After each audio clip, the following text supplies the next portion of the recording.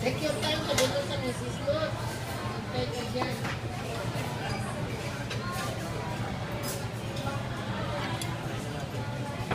Ay, tatapo na naman. Nalaglag na.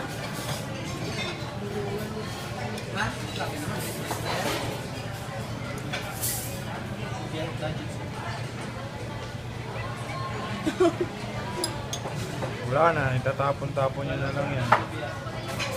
Bigay mo ko sa kanya isang buo na yan. Ay, ano yung kamay niya? Makitapon, huwag na. Kasi, Ano? Umuwi ka na? kung mag-init, sinabi ko, sinid lahat eh. Ayun, ayaw na tuloy ng sinus.